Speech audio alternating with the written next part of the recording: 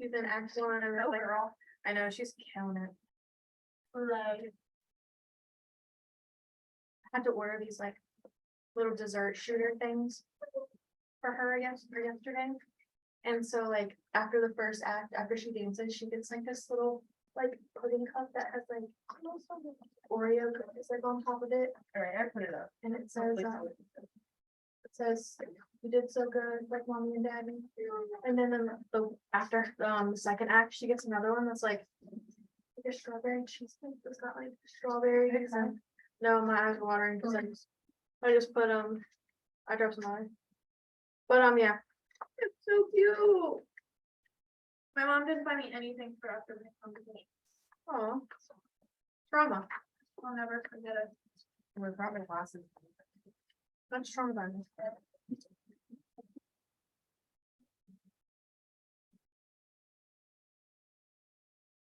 Called shout out. Like the stud earnest, this one backwards.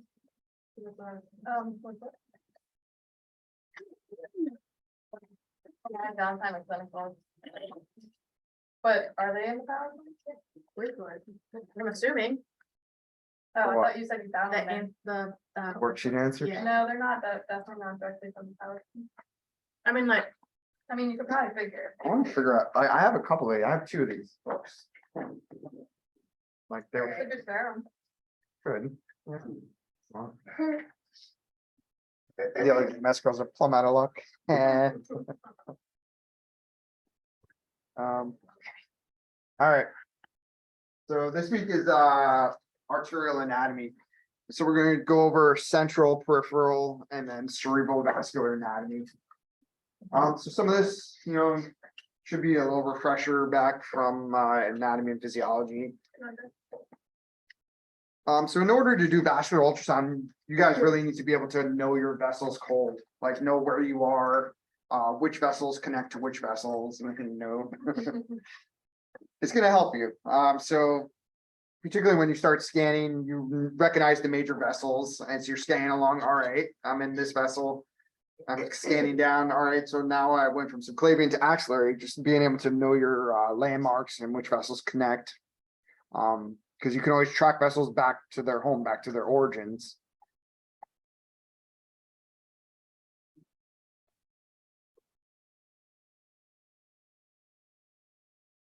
So central arterial anatomy. You guys discussed some of this. Aorta. I know you have. I know Jen's talked about this stuff. yeah. So we're just going to discuss each one of these in further detail. Abdominal aorta, the major branches off the abdominal aorta, celiac artery, SMA, renal artery, inferior mesenteric artery. Talk a little bit about the liver vasculature, so hepatic arteries, portal veins, hepatic veins.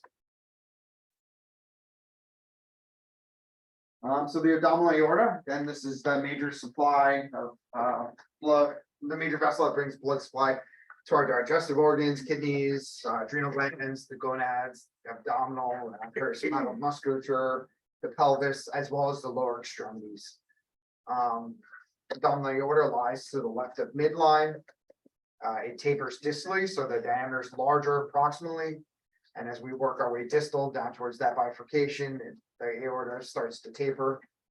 It also starts to run more anterior the further distal down you go. So that's why it's typically easier to image that mid and distal segment of the aorta than it is the proximal segment. Bifurcates around the level of L4 of the spine, which is roughly the level of the umbilicus. Bifurcates into the right and left common iliac arteries. So in terms of normal diameters, a normal abdominal aorta should be less than 3 centimeters. Once we get over 3 centimeters, it's then considered aneurysmal. So that's kind of that maximum cutoff in terms of diameter measurements. The other diameter measurement that's important is 1.5 centimeters. So this is for the common iliac arteries. If a common iliac artery has a diameter that's larger than 1.5 centimeters, those iliac arteries are considered aneurysmal. So 3 and 1.5 are really the two numbers that you have to memorize when we're talking about the aorta and the common iliacs. You guys know which segment of the aorta is more prone to aneurysm? You guys discuss that? Or mention any of that? We did. You did? I just forget. What? What? Wait, what? Which segment of the aorta, prox, mid, distal, Is it- infrarenal, Was it mid? infrarenal? Oh, So below the level of the renal we did arteries. talk about this. What is? That's a knuckle, what's that syndrome called? Yes, I know, yeah, Nutcracker. Nutcracker syndrome. that's funny. So most abdominal aneurysms occur below the level of the renal arteries. So we're talking like, mid distal aorta. And it could also extend So I into was the, right. yeah, you're right. So it can extend into the iliac, common iliac vessels as well. So some patients might have one of the common iliacs aneurysmal as well. So that aneurysm could extend all the way down. So that's why that 1.5 centimeters for the iliacs is important as well. And we do those measurements for the common iliac arteries.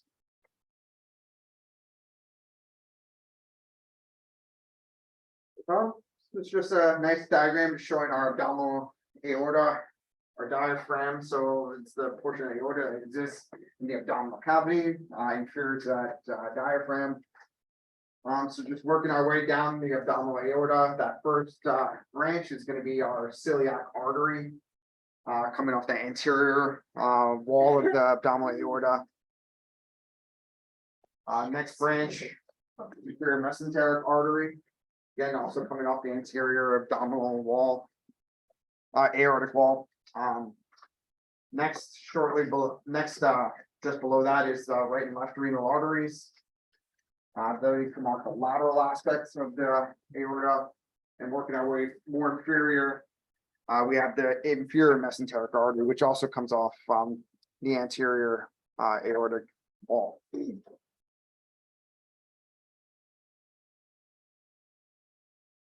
So you guys now are comfortable recognizing the abdominal aorta in ultrasound or sagittal view, transverse view.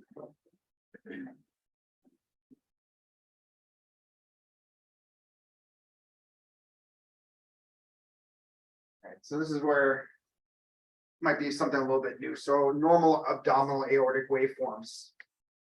So the aorta waveform is going to vary slightly depending on which level of that aorta you're imaging.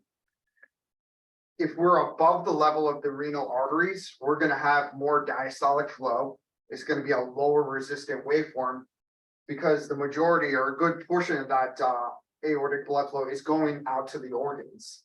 So we have the celiac artery branching off. That blood flow is going to your liver, it's going to the spleen, stomach. We have the superior mesenteric artery, which is bringing blood flow to the proximal portion of your intestines, so like the ascending colon, portion of transverse colon, basically the right side of your gut.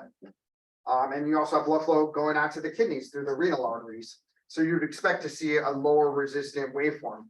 Because again, the characteristics of your arterial waveform are determined by the destination of where that blood is going to. Once we drop below the level of the renal arteries, the majority of that blood flow is going out to your legs, to your lower extremities, through that external iliac artery. So since it's going more of that blood flow is going to your lower extremities, to the muscles of the legs, that's a higher resistant vascular bed.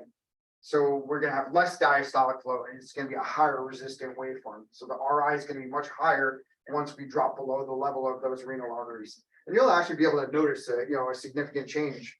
I like to use that when I'm trying to Doppler the mid segment of the aorta.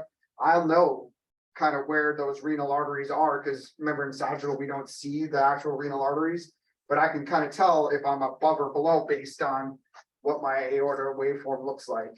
So above the level of the renal arteries, we have lower resistant waveform. Below the level of the renal arteries, we have a higher resistant waveform. So above, lower, below, higher.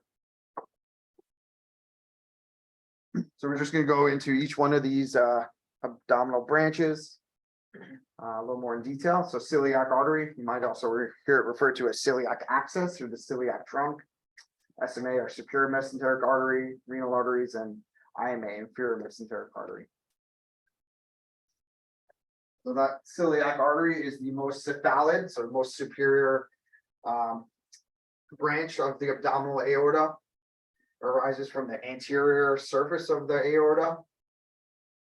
And that celiac artery trifurcates, so it has three main branches that it splits into: our common hepatic artery, splenic artery, and left gastric artery. So we best visualize that celiac artery in our transverse view. So we go transverse on the aorta, and that's where we get that distinctive seagull configuration, that seagull sign. So it's kind of like a T shape. Each person's a little bit different. So don't, it doesn't have to be that nice, perfect wings of a seagull. Some form more of a T formation. In terms of the waveform characteristics, it should be a low resistant waveform. There should be low resistant flow. So it should be a good amount of diastolic flow, because again, these vessels are bringing blood flow to our liver, to our spleen, and to our stomach.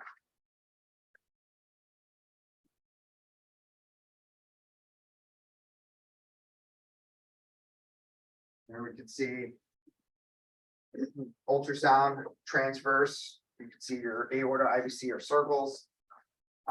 In our transverse view. So our celiac artery is that branch coming directly off of the abdominal aorta, and you can see your branches, your common hepatic artery branching off to the right towards the liver, and splenic artery going off towards the left. You can't see the left back. Not typically, no.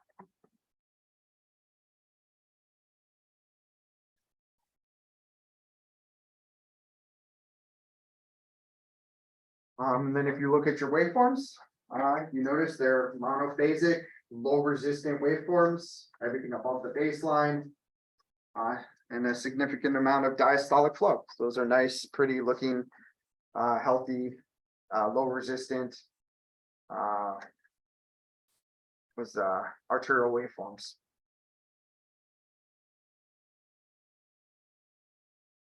The next branch, just working our way inferior, is going to be our superior mesenteric artery. This also arises from the anterior surface of the aorta. So it supplies blood flow to the jejunum, ilium, cecum, the ascending colon, proximal 2/3 of the transverse colon, portion of the duodenum, and the pancreatic head as well.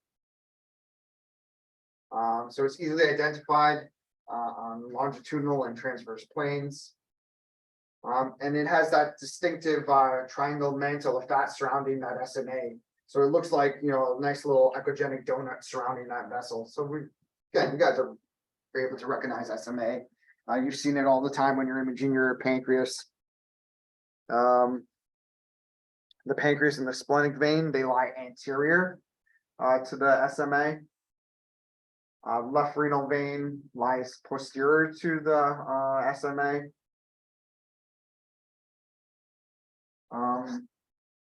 Near the origin, sometimes you can see turbulent flow just because we're getting flow separation. So the aorta, abdominal aorta is running, north-south, and then we get an abrupt vessel coming out. So that flow pattern has to change. So you might wind up with some turbulent flow right at that origin.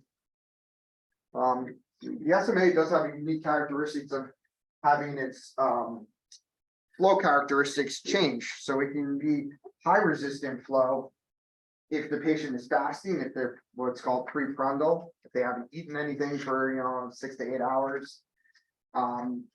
The gut isn't involved in digestion of food, so there's not a significant need for blood flow to your intestines. So that resistant flow pattern is going to be higher than as opposed to someone who's just eaten a large meal. They're postprandial.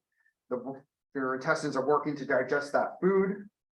Requires more blood supply, so it's going to be a lower resistant waveform if the patient has eaten.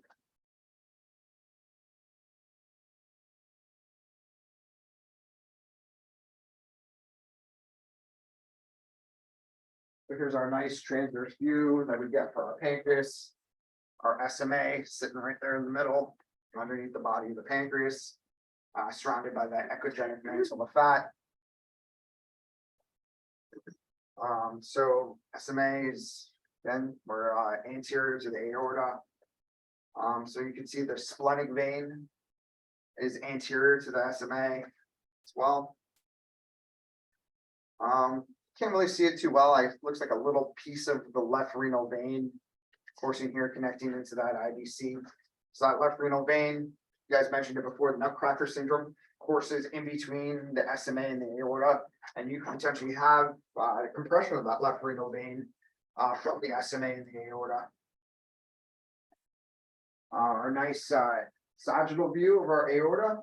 You can see the SMA branching off the anterior surface, so we can get good views of the SMA, both in transverse and in sagittal.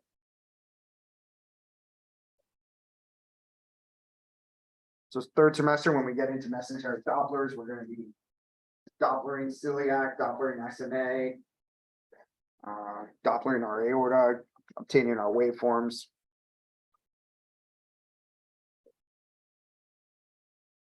This just shows how the SMA Doppler signals can change significantly, whether or not the patient's been fasting or if they've just eaten. Again, this represents a patient who's prefrontal, they've been fasting. These waveforms have a much higher resistance than someone who's just eaten. You guys okay with high resistant, low resistant? Kind of. Sort of. Talk to me, like, how can I help you wrap your head around it? No. Don't know.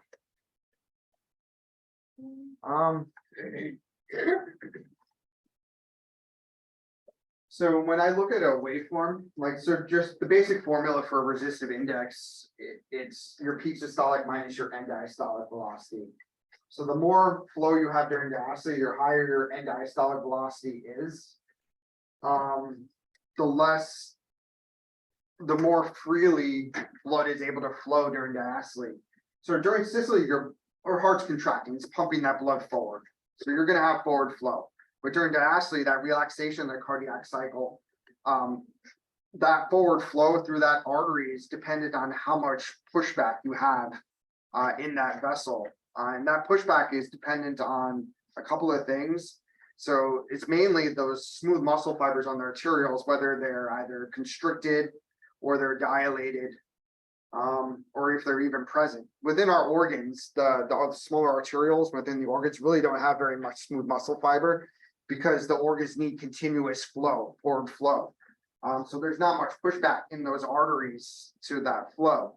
So there's low resistance. There's nothing resisting the flow. It's able to just kind of flow freely during that diastolic portion of the cardiac cycle. If there's no need for blood flow, the body is not going to send blood flow where it isn't needed. So in this case, the SMA, the patient's fasting, really doesn't need much blood flow. So those smooth muscle fibers on the arterioles in our intestines are going to constrict and create more resistance to blood flow. So it's going to resist that blood flow from going to that organ, or resist a lot of blood flow from going to that organ. There's still a little bit going because we do have some flow during diastole.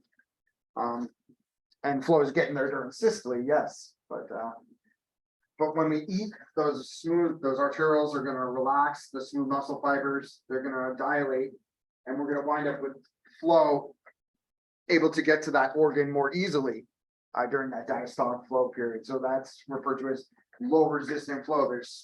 Flow is not being pushed against, or there's no resistance to that flow in that vessel.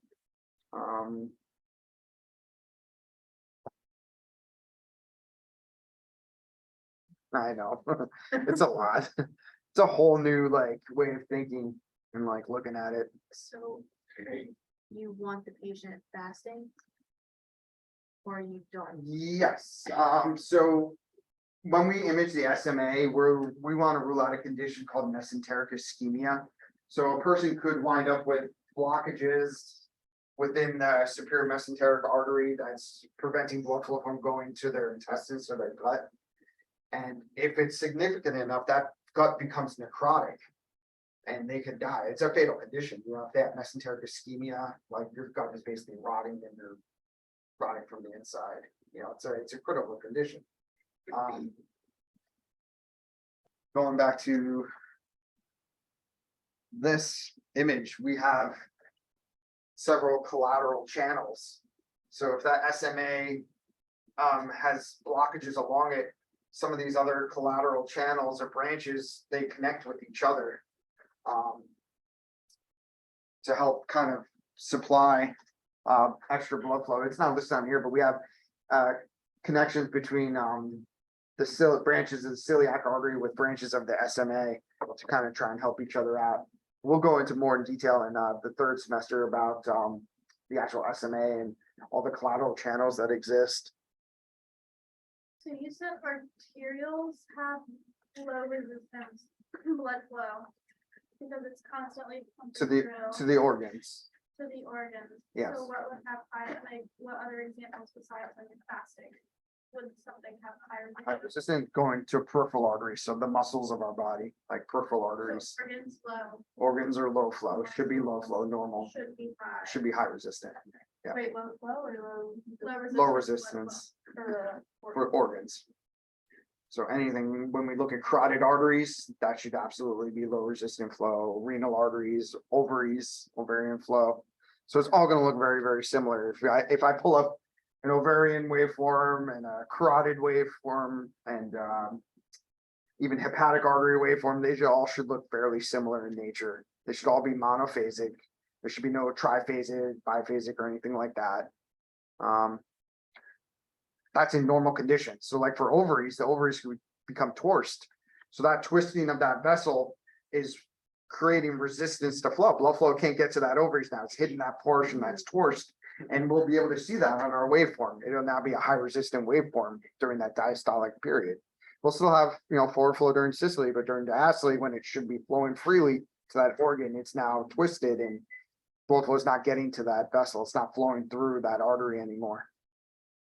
It's being impeded.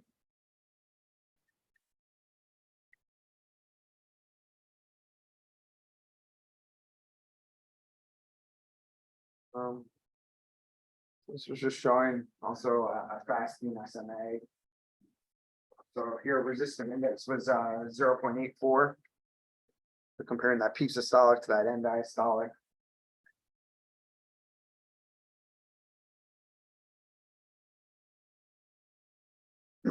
The renal arteries, these arise slightly below the origin of the SMA. So it's typically about 2 centimeters below the level of the SMA is where the renal arteries come off. The renal arteries lie posterior to the renal veins. So if you're imaging on ultrasound, you should see the renal veins above the renal arteries. So renal veins on top, renal arteries underneath.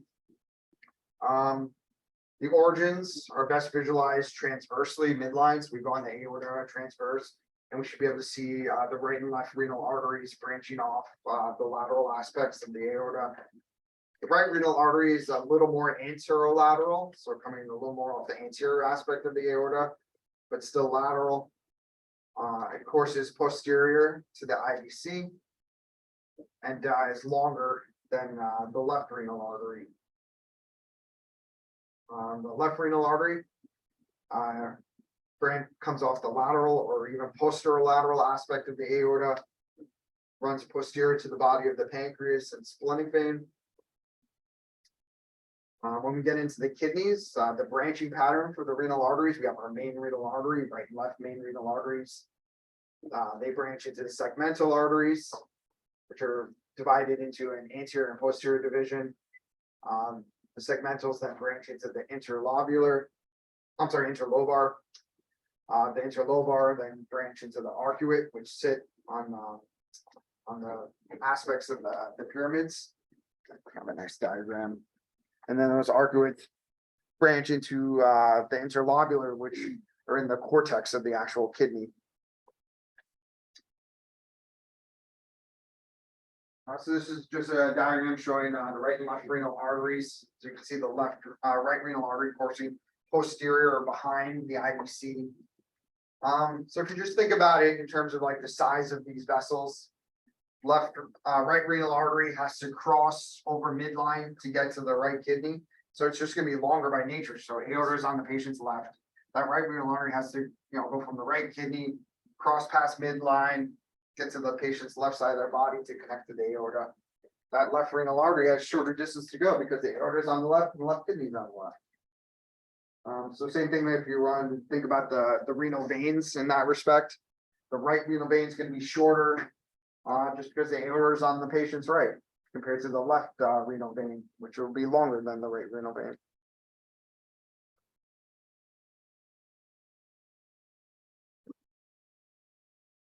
There are transverse views, so you can see right renal artery coming off the abdominal aorta, coursing towards the right kidney. It's posterior to that IVC, and as well as posterior to that right renal vein. So the vessels are interior to the artery. Same thing on the left side. The vein is anterior to the artery.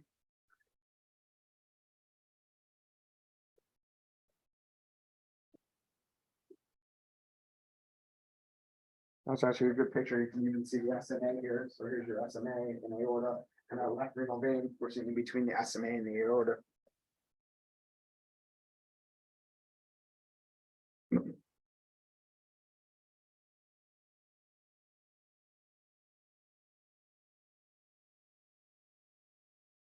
So this is just the branching pattern for the renal arteries. So your main renal artery entering into the kidney, into the hilum, branching into your segmental arteries. The segmental arteries branch into the interlobar. Interlobar become the arcuate on the superior surfaces of the pyramid. So you got all your little pyramids. So the arcuate are along that outer border of the pyramids. And then within the actual cortex, the small interlobular arteries course through the actual cortex of the kidney.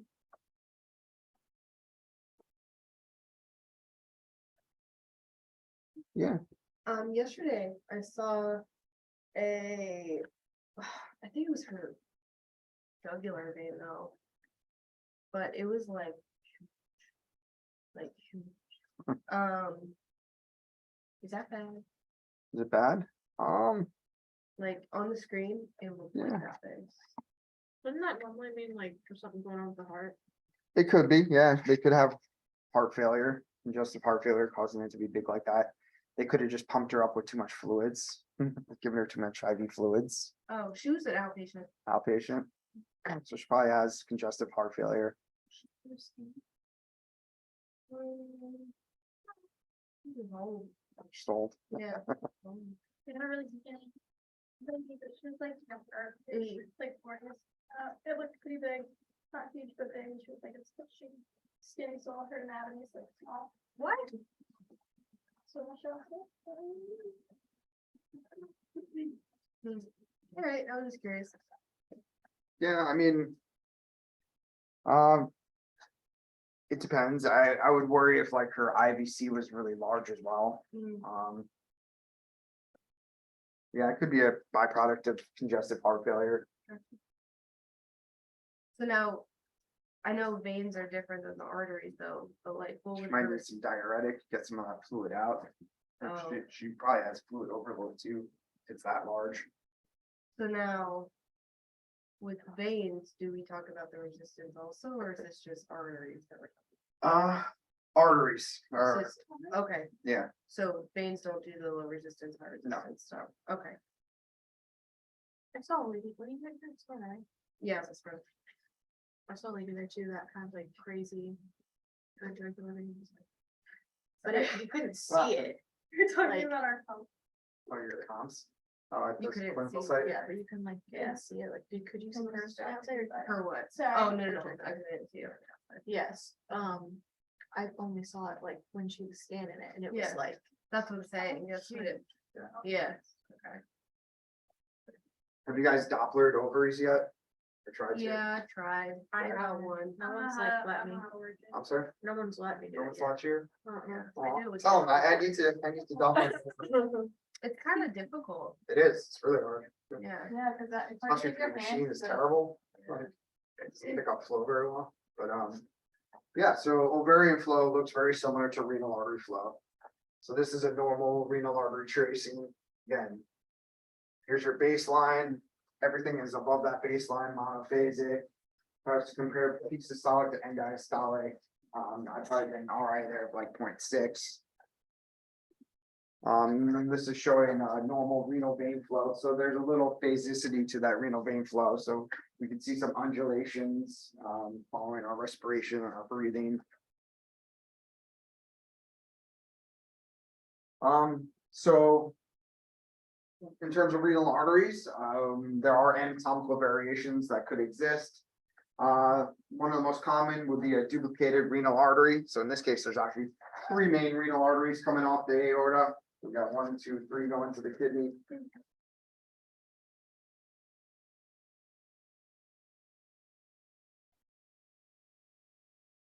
IMA, inferior mesenteric artery. So midway between the renal arteries and the aortic bifurcation, we have the inferior mesenteric artery coming off the anterolateral aspect again of the aorta. So it's anterior and slightly to the left. Our patient's left is where we would see that inferior mesenteric artery. This vessel provides blood flow to the distal colon. So the left side, I think like descending colon, the distal 1/3 of the colon, as well as the proximal rectum. Similar to the SMA, it can change flow patterns based on whether or not the patient's fasting or not.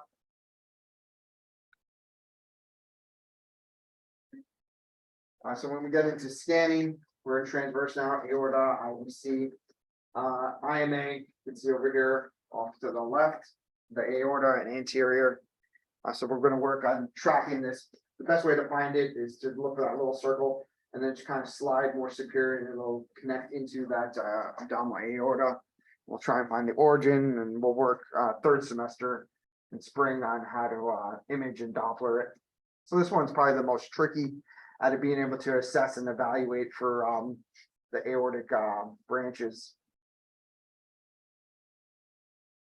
Again, IMA signal similar to SMA. IVC and aorta. So it's just a nice diagram to show it side by side, the IVC and the aorta.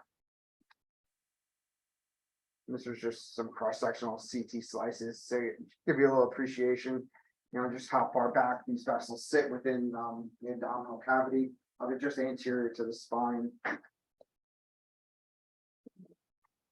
Kind of scroll through.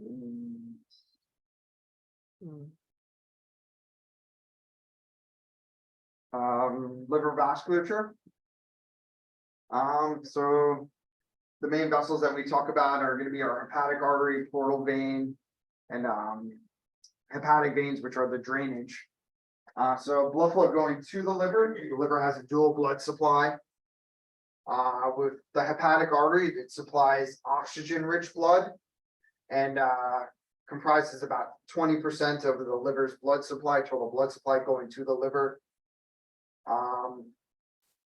So in terms of the hepatic artery, we have that common hepatic artery, which branches off the celiac.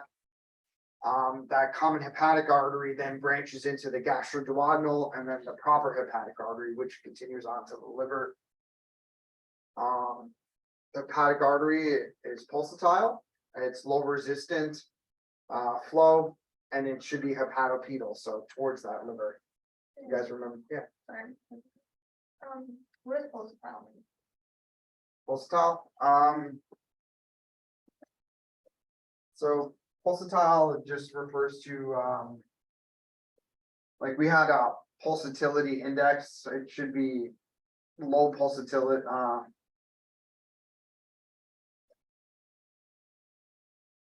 So pulsatile just kind of refers to that it's following like our cardiac cycle. You know, a better term. Here, I'm gonna change this. Yeah. We're just gonna put monophasic.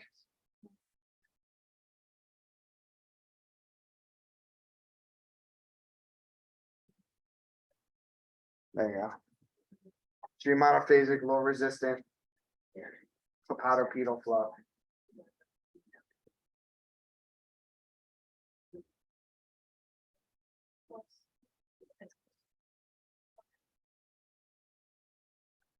I think, you know what? I think these terms just got switched.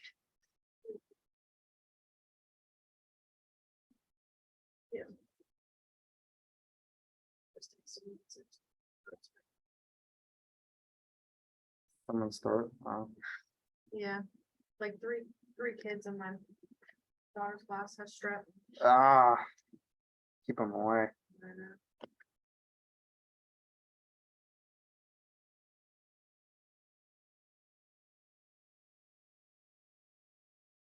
There we go. That makes more sense. So hepatic artery monophasic, low resistant hepatopedal towards the liver. Main portal vein. This comprises about the other 80% of blood flow that's going to the liver. So again, the majority of blood flow going to the liver is via the main portal vein. This supplies nutrient-rich blood from the digestive system. So the oxygen-rich blood comes from the hepatic artery. The nutrient-rich blood comes from the portal vein.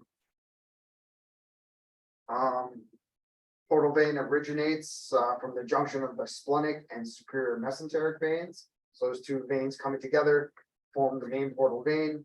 They come together in the area referred to as the portal splenical confluence, which is near the head of the pancreas or inferior to the head of the pancreas. Portal vein flow should be slightly pulsatile, so we should see some pulsatility, some waves to it, rather than continuous flow, which is just kind of straight across or flat. So you had mentioned before, like with venous, do we refer to phasicity, like monophasic, triphasic, and resistance and all that? We don't have those terms for venous flow. With venous flow, we refer to phasicity and pulsatility of that waveform. So waveforms that are pulsatile or phasic will follow breathing and have some waves to it. Whatever will matter. So with venous flow, it follows our inspiration or expiration of breathing. It's got some waves to it. So it's got phasicity and some pulsatility to it. Whereas if a venous waveform is just flat and not much to it, that's referred to as continuous. But next week we'll go a little more onto the venous waveform descriptors. But portal vein should have some pulsatility to it. There should be some waves to it. Yeah. So is basic and pulsatile a big thing? Basic and pulsatility. Yes. Kinda. Okay, right, next week. Pulsatility also involves a little cardiac pulsation to it too. But yes, essentially, yes, it is essentially the same thing. Phasicity and pulsatility. It's a wavy wave. A wavy waveform, yes. Wavy waveforms. It's low velocity, again, also hepatopedal flow. And that flow in that main portal vein will increase after the patient eats. So if you just think about it logically, patients eating, they're digesting their food. It's being broken down. So after you digest all your food, it's got to go to the liver for processing, and potentially storage.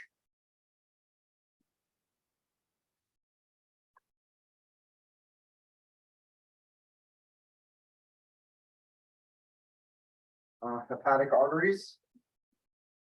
We have the main hepatic artery, a proper hepatic artery entering to the liver, the porta hepatis, branches into a right and left hepatic artery, going to their designated lobes.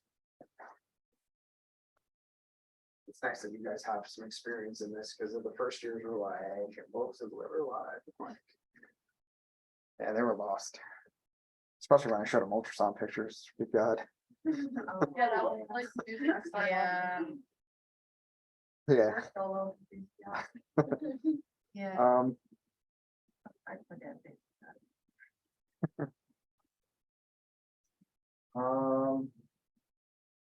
There's just liver, showing the hepatic artery at the porta hepatis.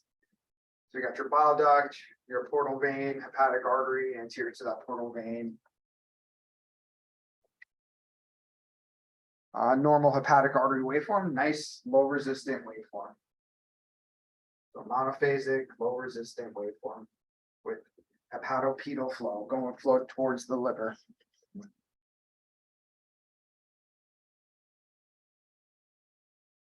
Our portal vein anatomy. We said portal vein is created by the confluence or coming together of our superior mesenteric vein and our splenic vein. So they come together, join together, form our main portal vein, which goes into the liver, enters into the liver at the porta hepatis, and then branches into a right and left portal vein.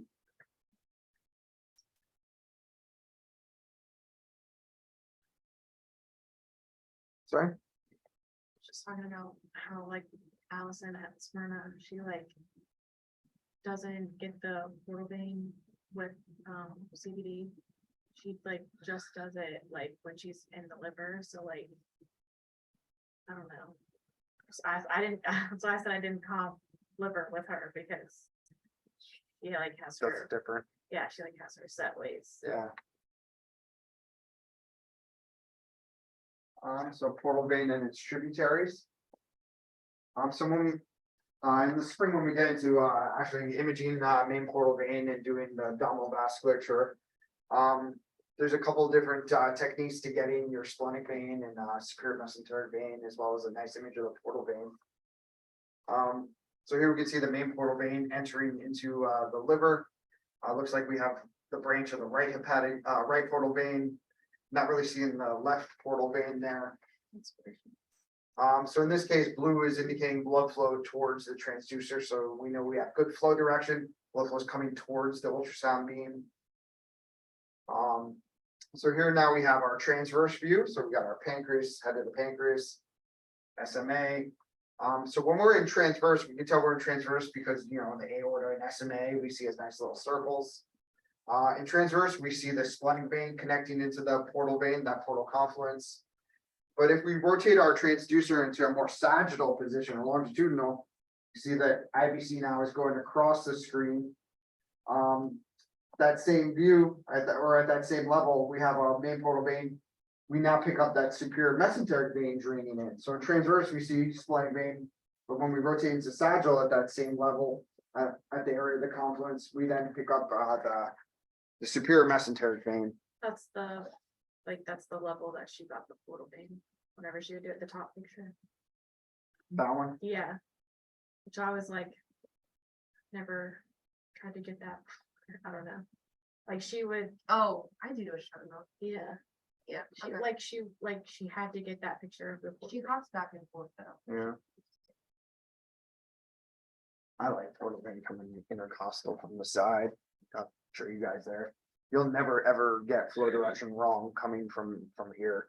Like you could see it just straight shot in. But we'll play around.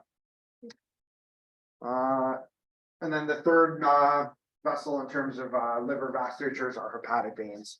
So these are our drainage vessels now. So flow in these vessels should be hepatofugal away from the liver.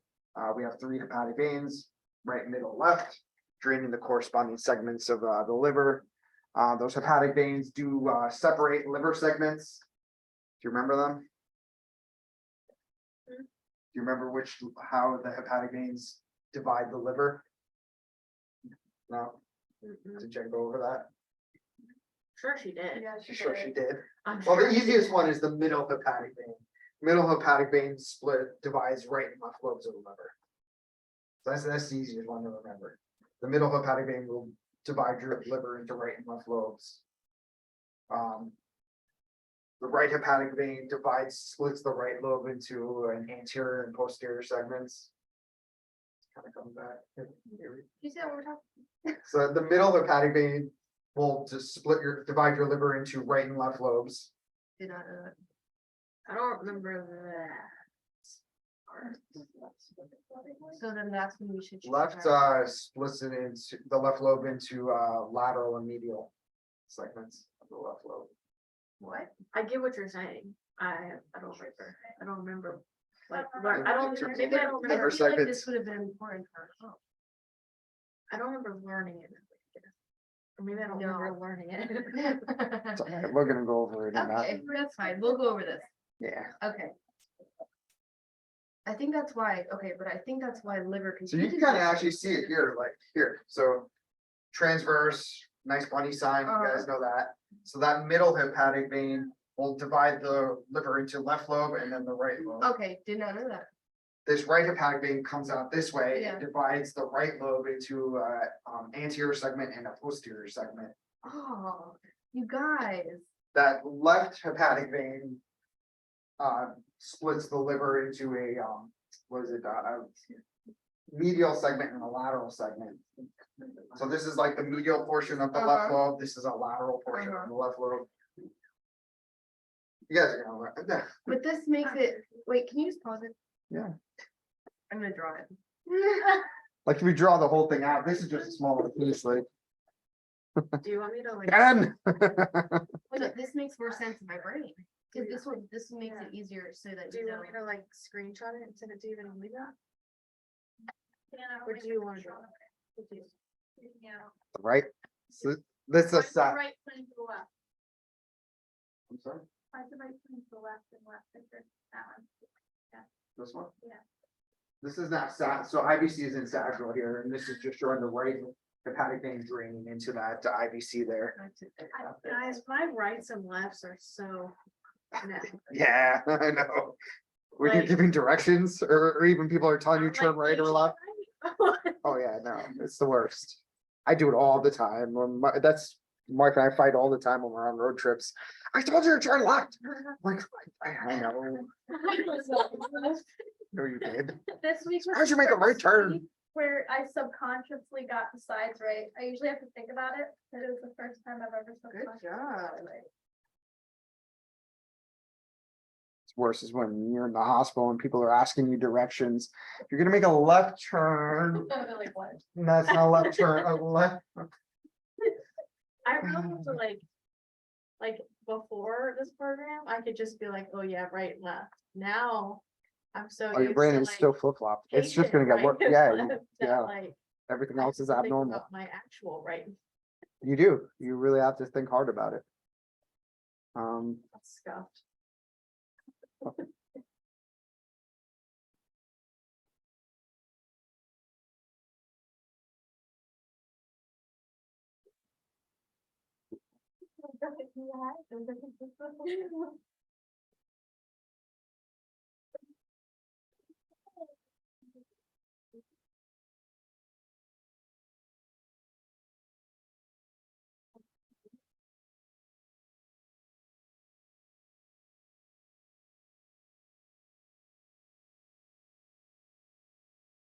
Is this already PowerPoint today?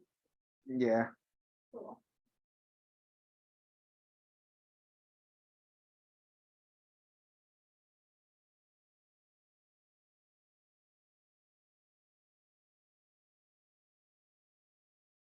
The left hepatic vein Yeah. splits the liver into the medial and lateral. Lateral. Yep. Oh, wow, sorry. Medial and lateral segment. So this is kind of just showing it. That middle one splits left and right lobe. Okay, and then The right splits it into anterior and posterior. And that left one splits it into medial and lateral segments.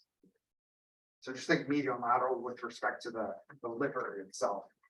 So this is like medial, it's the middle of more mid portion of the organ. This is the more lateral portion of the actual organ, Is it talking about just the left one though, or the whole thing? the left lobe.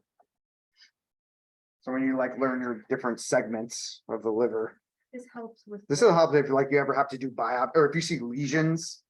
Like, well, like say, like you can, like you're imaging the liver and you see a liver lesion, you could use your hepatic veins to determine what segment, you know, that liver lesion is. So if I see like, you know, in my transverse, I see a lesion down here, I know that's, you know, posterior right lobe. You could say whatever hypercoat lesion seen in posterior right lobe of liver. You know, use your middle hepatic vein to determine if it's right or left lobe.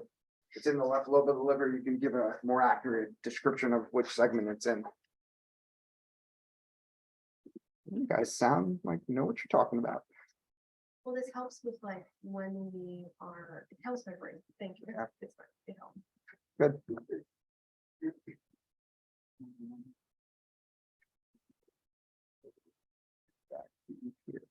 Yeah, same. 'Cause I feel like I'm just like, did I get all the? When you're going through the liver, you're just like, you know what I'm saying? So hepatic veins have a very unique Doppler waveform appearance. So these waveforms look like W's. There is a period where we get flow reversal in the hepatic veins, so this is normal. So when the atria of the heart contract, we get a little blood flow getting pushed back down the IVC into the hepatic vein, so we see some retrograde flow in the hepatic veins during our cardiac cycle. So this is normal. And the typical appearance are these W's. Sometimes they even refer to this as a triphasic waveform, even though it's a vein, but it's not really a triphasic waveform, but yeah, so hepatic veins, you should definitely learn to just recognize the appearance of the hepatic vein waveform. It has a W-shaped appearance and often has flow reversal as part of it.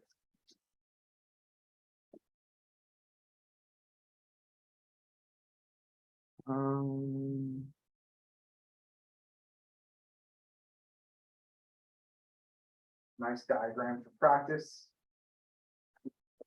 Might show up on some quizzes, Exams. exams. So being able to label your vessels. So I mean, this is essentially like the first couple quizzes. You know, this is a large portion of it, is being able to identify your major vessels.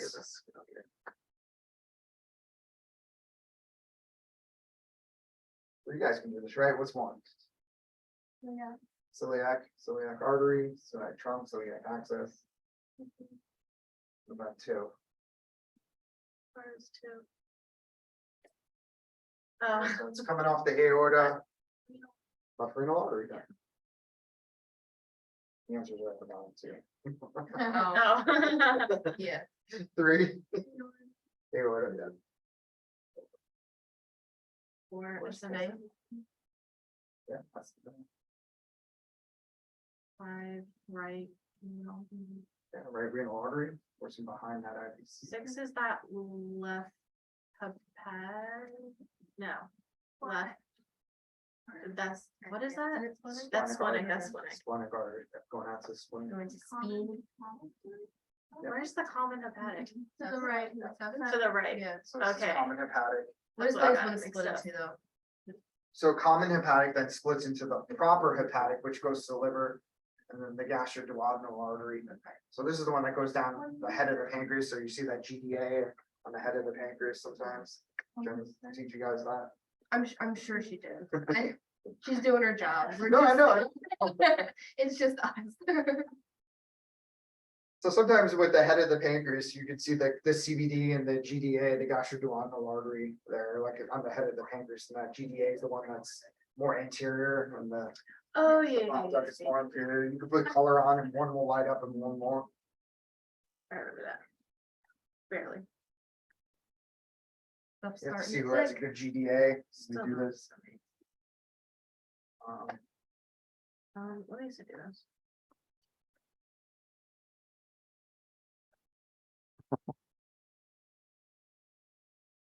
When you guys sit together like this, like the whole your room. Yeah, you do love each other. You're a tight knit group. Oh. Oh, I couldn't leave it. Cute. You good? We're good. Good, all right. All right, peripheral arterial anatomy. So this is this semester, what we're gonna be scanning. Once we're done with the PVRSLP, we're gonna be scanning the peripheral arterial system. So we're gonna learn some terminology, and we're gonna become familiar with arteries for the upper and lower extremities.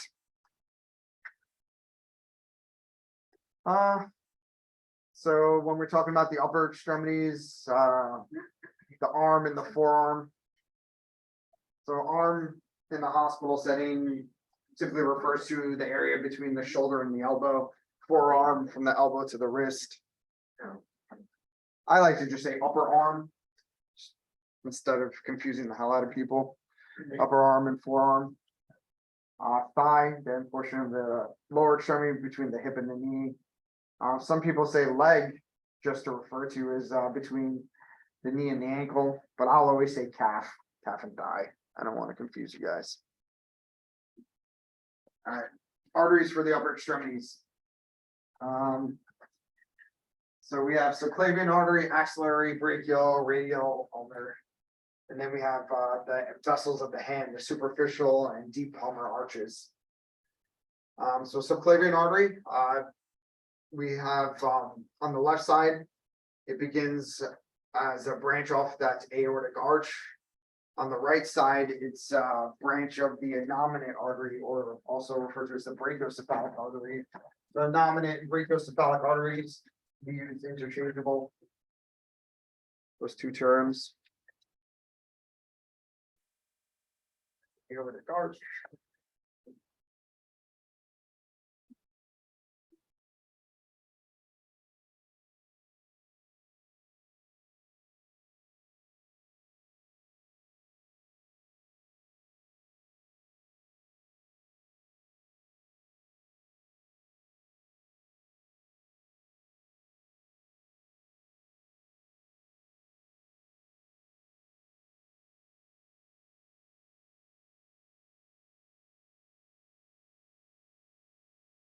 No, it's okay.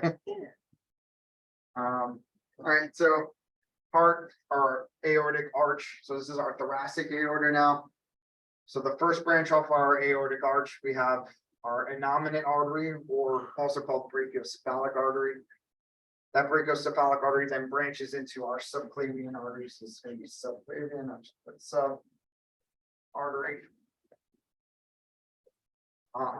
This is on the right side, on the patient's left side of their body, that left subclavian artery. Right subclavian artery, left subclavian artery is a branch directly off that aortic arch.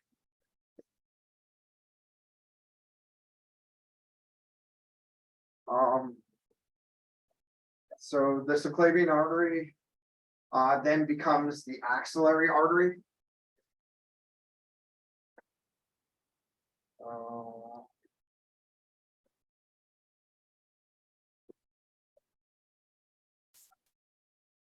Now we're gonna put a nice.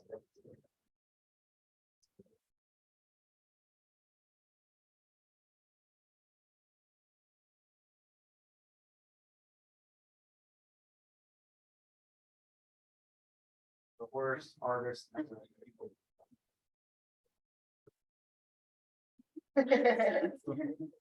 It's so scary. It is good. They hire you to do those police chalk drawings. What's going on like that? What's going on down by the pits? What's going-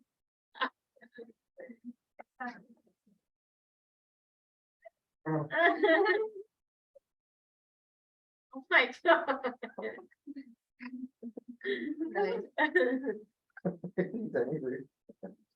First years are gonna come in next week and be like, what the heck?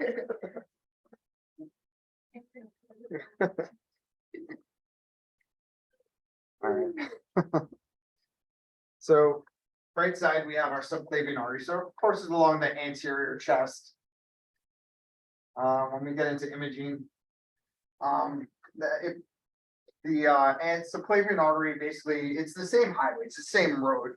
It just changes name as we cross across different anatomical landmarks. So just kind of think about it, you're on the same road, say you're on I-95 or whatever, and like you're driving along, and all of a sudden that road now changes name, becomes, I don't know, what's example, I don't know the roads around here. Route 1. And then it becomes I-95 again, or but you cross over state lines and that road just changes name. It's the same highway, the same road, you haven't gotten off. So that subclavian artery becomes an axillary artery. You know, think of it, you're in the patient's axilla. So it courses from the thoracic outlet to the teres major muscle, if you want to get technical. So subclavian artery comes the axillary.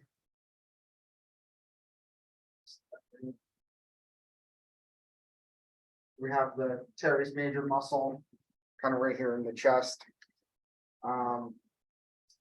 That axillary artery, once we get into the upper arm, it becomes the brachial artery. We have brachial. So brachial artery is a branch of the axillary, or a branching of that axillary artery. Not even really a branching, it becomes, the axillary artery becomes the brachial artery. From the teres major muscle all the way down to that elbow. So this is basically just from about here, that teres major muscle. through the upper arm. Just below the elbow, just below the antecubital fossa, that brachial artery is finally where it splits. So subclavian, axillary, brachial, it's all the same vessel, just changing name depending on where you are in that patient body. So once you get below the elbow, just below that, the bend of your elbow is where that brachial artery then splits. That's when you get your first real branching.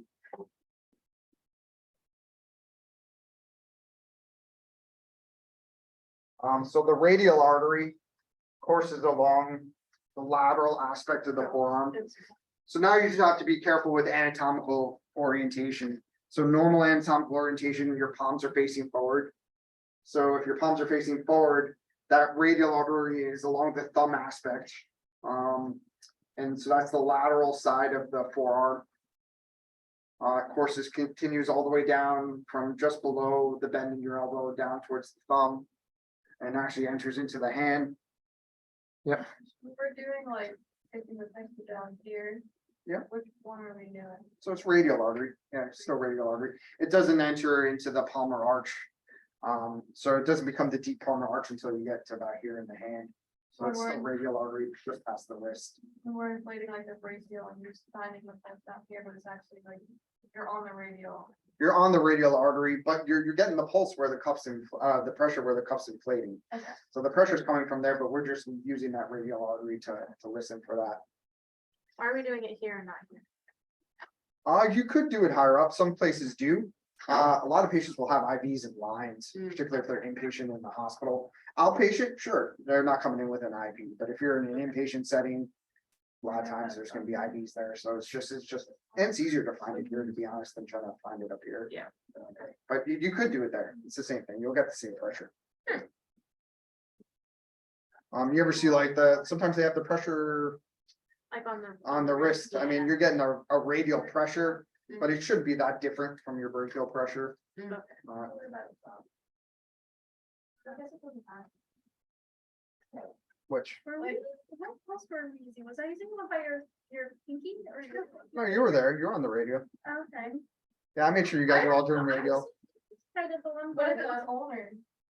You could do it if Okay. you had to. Okay, You so could get an ulnar. ulnar's by your pinky. Yeah, PU, pinky ulnar. Underside. Ew. Underside. I was trying to remember. Right to thumb. Right. Right to the thumb. Underside. to pinky. Brad, PU, Brad, no. Yeah, okay. Brad, PU, on the pinky. PU vascular stinks. You. It's just a lot of anatomy. It is a lot of that. I haven't. That's why sonographers, I think, we're just one step away from like a PA or a doctor, like really, like the amount of knowledge we have to learn, and Yeah. we are. Yeah. We're way smart. I look at nurses, I'm like, we're smarter than doctors. Some of the PAs, like, I'm like, how'd you even become, or even doctors, and I'm like, just like, my God, like, It's really funny. where did you drop the ball in medical school? Scary. It's kind of, it's real scary, actually. Where'd you drop the ball?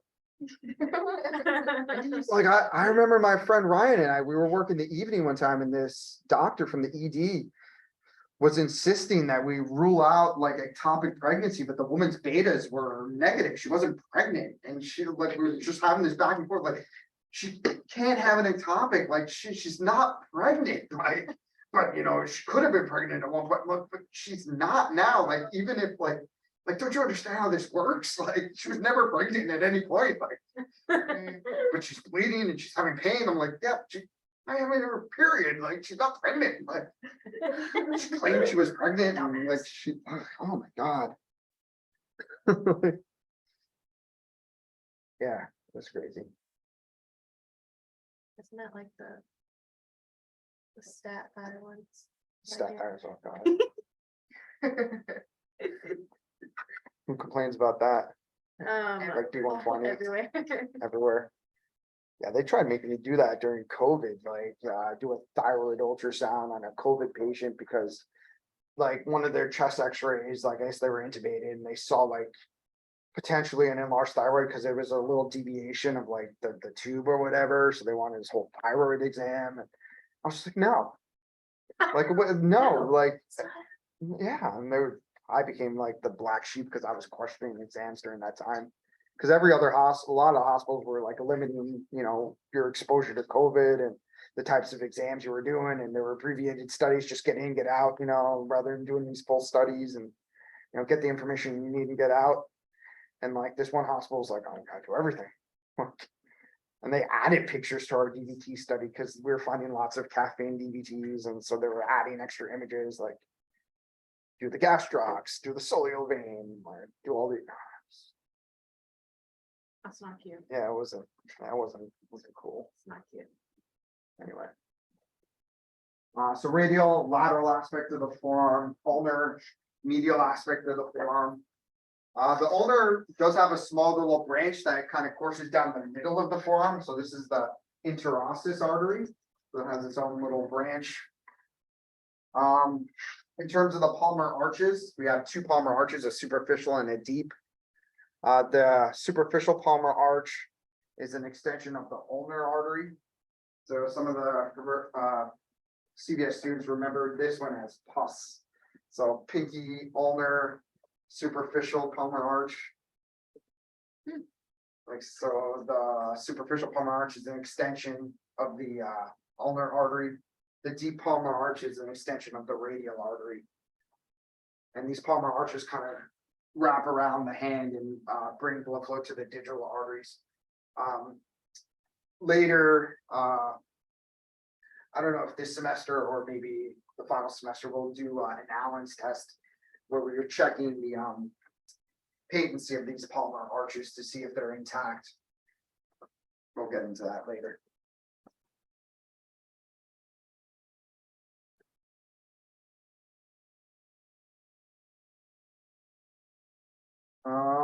So this is just a picture of the thoracic outlet.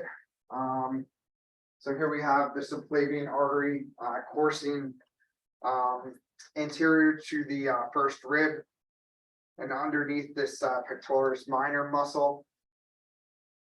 So we're going to learn that there's a condition called thoracic outlet syndrome where we can actually get compression of our vessels, either the artery, the vein, or even this brachial plexus nerve by that muscle and the first rib.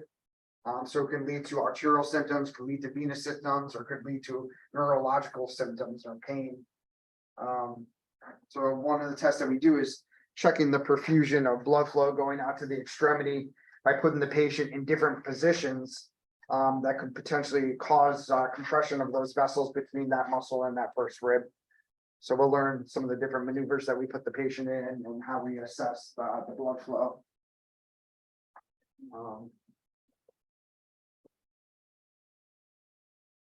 So this is now just showing on the left side now. Yep, so that left subclavian artery coming off the aortic arch. Left subclavian artery coming across the anterior chest. And then once we get into the axilla, that subclavian artery just becomes axillary artery. And once we get down into the upper arm, becomes the brachial artery. Brachial artery continues coursing down the upper arm.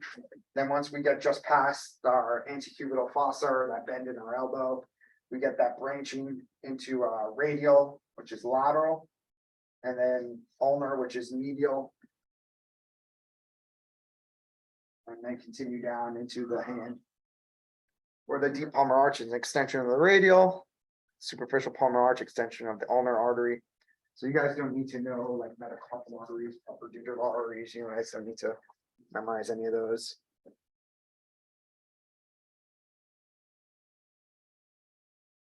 Just another diagram.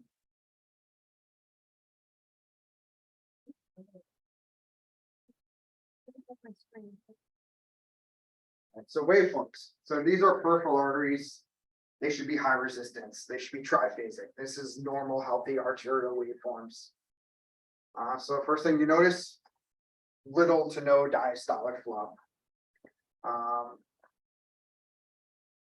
Don't worry too much about the velocities right now. So some of the other lectures, we're going to learn about how we could look at the velocities and determine the degree of stenosis or narrowing of these vessels. But for now, just learn to recognize, high resistant waveforms. These are normal peripheral arterial waveforms in some of the different segments for the upper extremities. You said, I'm sorry, now just know. Yeah, don't worry about these actual like, velocity measurements, like what a normal range is. Okay. So this is just showing, now this is a picture for an angiogram. So we said, angiography is our gold standard in terms of imaging vessels. And you can see why, we get very clear detailed pictures of the main vessels as well as all the small little branches and collaterals that exist. So we get a very nice picture when we do an angiography. So in this, we injected contrast into the patient. We used an X-ray image or X-ray imaging to then visualize the vessels as they fill up or opacify with contrast.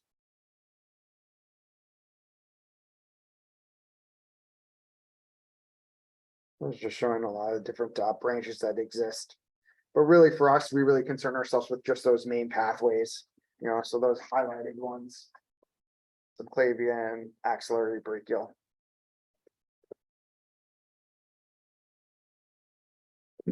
This is just now working your way further down the upper extremity again. It's another angiogram showing the vessels. So this is more distal upper arm getting into the forearm. So that brachial artery branching into your ulnar and radial.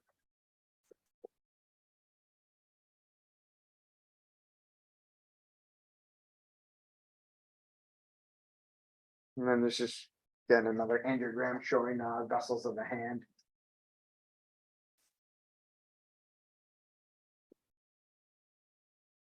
So there are anatomical variants that do exist. So that's the tricky part about vascular ultrasound, is because not everyone is exactly the same.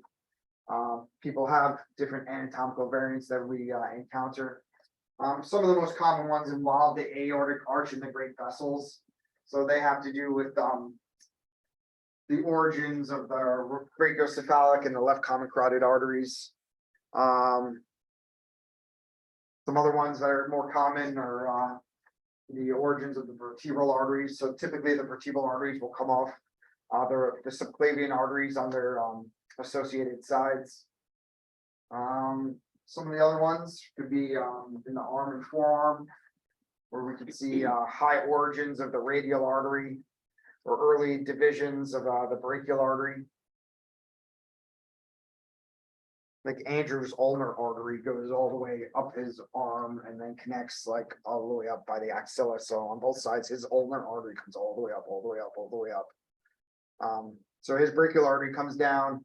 We can follow his brachial artery down and we see it branch a little bit. So he's got a large radial artery that goes down and this little teeny little branch that kind of peters out into nothing because it wasn't really formed properly.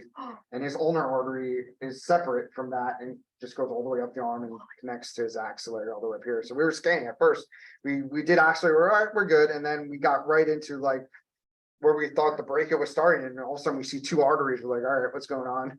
So I thought maybe he had just a duplicated, brachial artery or something. And we followed one of them going all the way down to his forearm. So he was like that on both sides. So at least he's symmetric. This is kind of an example of that. So in this case, his brachial artery comes down, and so instead of branching into ulnar and radial, the radial kind of just goes all the way up, all the way up, all the way up, and connects probably somewhat higher up. This is that radial artery coming all the way up with the brachial artery and then joining high up in the upper arm.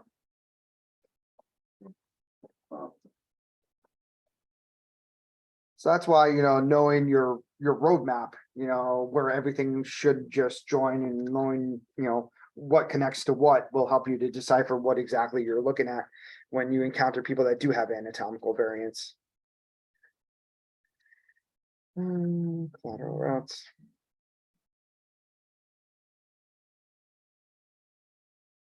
Well, Flavian, axillary, brachial, radial, ulnar.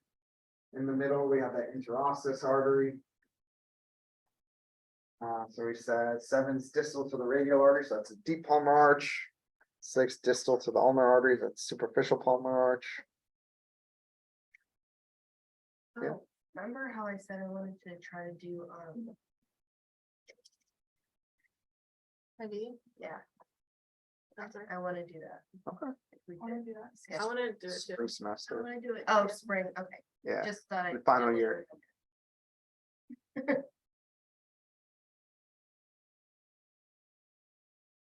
Did the other students do it? Like some of the other students from last year do it? It's a second year CVS, so like so Brian and Rochelle, like they're gonna Oh. be doing, They And have to learn it? they have to, yeah, as part of their, Oh. because they push contrast for echo. Right, but DMS doesn't have to. Yeah, they don't have We to, should. should. It's probably going in that direction, to be honest, like, Yeah, I mean, people contrast want is it. becoming Yeah. figure more and it more, out. starting to do it. But yeah, they're doing bubble studies all the time. They have to push like agitated saline and like contrast and definity. Yeah, I wanna- All right, lower extremities.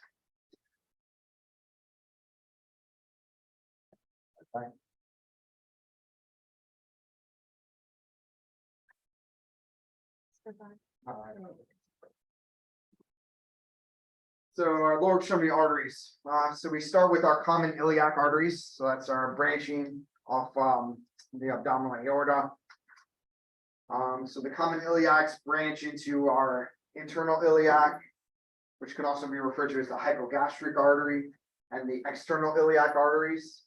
So we have right and left for both of those. The external iliac arteries are what continue on down towards our legs or to our lower extremities. The common femoral artery is an extension or is a continuation of that external iliac artery. So we have in our groin the inguinal ligament. Superior to that inguinal ligament, the vessel is called the external iliac artery. Below the level or inferior to that inguinal ligament is that vessel becomes the common femoral artery. So, like the diagrams that I like to give you, and that you'll see in the patient's groin, there's going to be the inguinal ligament. So that artery, depending on whether you're above or below it, will have different names. So above it is the external iliac.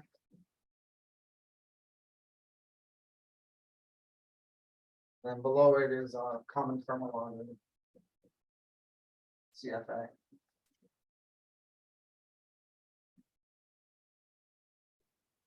That common femoral artery then splits into our superficial femoral artery and then the deep femoral artery.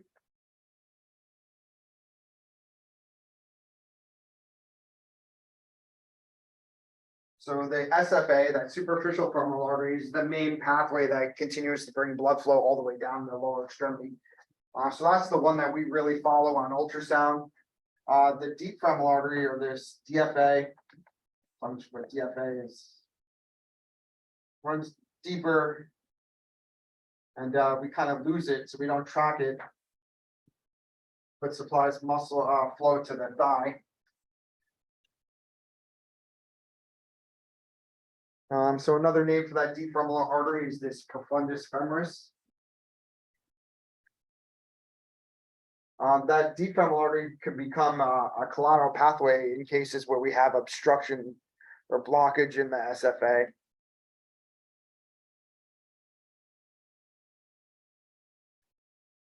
So SFA courses down the thigh. Once we get to the level of the knee, the SFA again changes name. So similar to the upper extremity, where we have subclavian axillary brachial, we have SFA, CFA, I'm sorry, external iliac, CFA, SFA becomes popliteal behind the knee.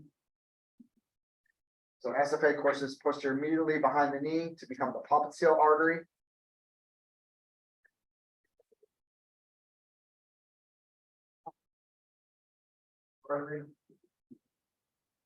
That popliteal artery will then bifurcate or split into the anterior tibial artery and the tibial peroneal trunk.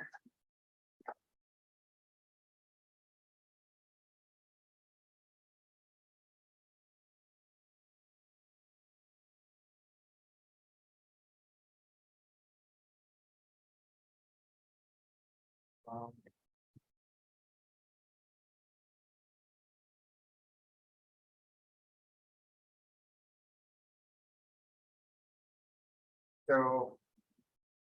That tibial peroneal trunk.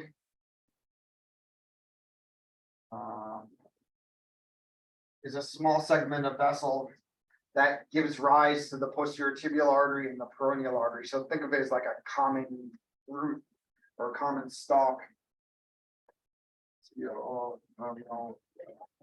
Bless you. So it's really only this small little segment of vessel before it splits into your posterior tibial and peroneal arteries. So external iliac artery, cross over that inguinal ligament, becomes common femoral artery then splits into our SFA and DFA. We continue following the SFA down the thigh, so that's the main pathway of blood flow down the thigh. Once we get behind the knee, becomes popliteal artery. So we got a segment of popliteal artery that then splits now into anterior tibial artery and that tibial peroneal trunk. Become a little more inferior, that tibial peroneal trunk in the proximal part of the calf, then splits into our posterior tibial artery and peroneal artery.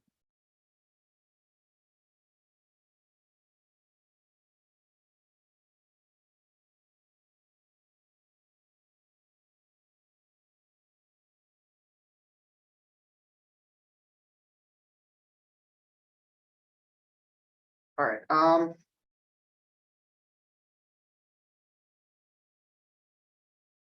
so in terms of labeling, the easiest way to remember or figure out like which one's which when you're looking at a picture or diagram, the anterior tibial artery is going to be most lateral. Or most lateral. Posterior tibial artery is going to be most medial.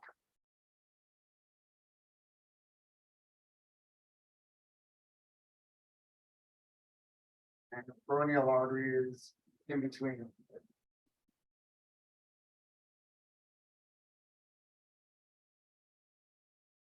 So when I give you guys a diagram, that's showing the branching of the vessels. So this is the patient's right leg, and just gotta remember the legs kind of turned out like that now. Anterior tibial, in terms of anatomical orientation, is gonna be the most lateral. So this one's the most lateral. The most medial is that posterior tibial artery, so PTA is most medial, and then peroneal is gonna be in between the two. That anterior tibial artery continues down along the lateral aspect of the leg.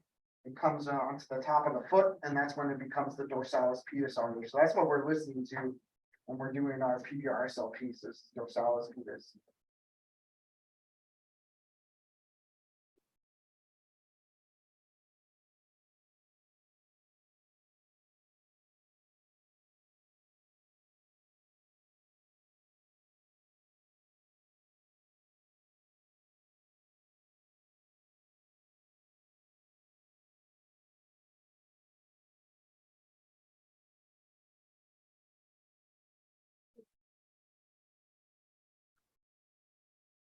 Here you can see all the way from the abdominal aorta on the right side, so right common iliac. There's your inguinal ligament. So we have common iliac, splits into external iliac and internal iliac. We follow that external iliac down. Cross over that inguinal ligament, becomes common femoral artery. Common femoral artery then splits, and we have our deep femoral artery and our superficial femoral artery. We follow that superficial femoral artery down the leg, becomes the popliteal artery behind the knee. So because of the knee, this is an anterior view. We can't see that that bifurcation or trifurcation. But popliteal artery then splits into anterior tibial artery, and then that tibial peroneal trunk. And then tibial peroneal trunk will split into posterior tibial artery and then peroneal artery. They're kind of looking from behind again. Posterior tibial artery, most medial, peroneal. In the middle, anterior is going to be most lateral. So we're not really seeing the ATA, but the ETA we're of course seeing, because it's being shadowed by the bone, to kind of be that way, most lateral.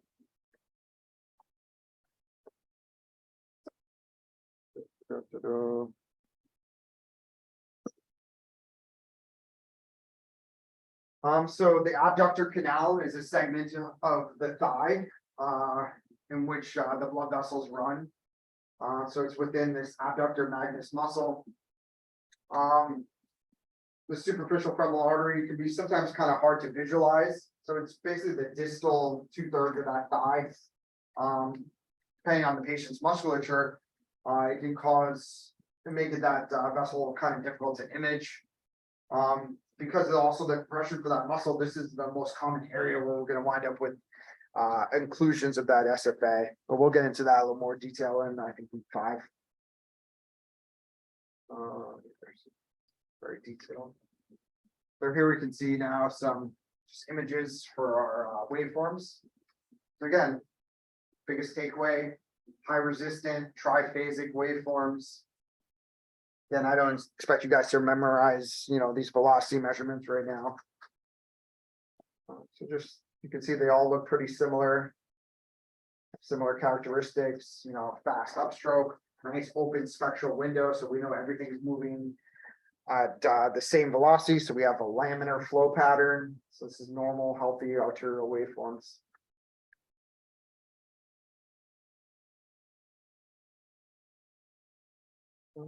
Just skip it over these guys. This just shows some of the different anatomical variants for the lower extremity.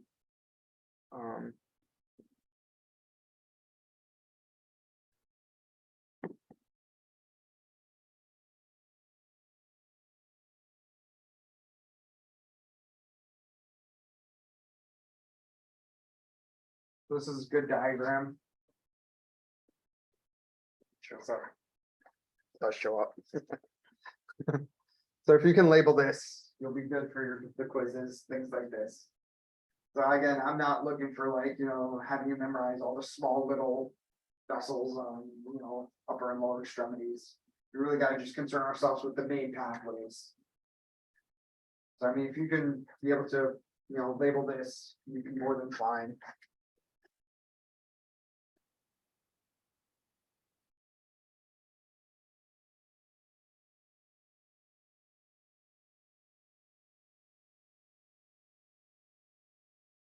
We're talking about the legs now. So right leg, most lateral.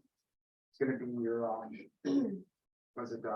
anterior tibial, most medial, posterior tibial, and then K is that peroneal. So it does kind of cross over when you get down very distal, because the peroneal artery can actually be we can actually listen to it if we come to the lateral malleolus, so the outside ankle. We can see it actually coursing in front of that. But generally, as it courses through the leg, it's kind of in between the posterior tibial and anterior tibial.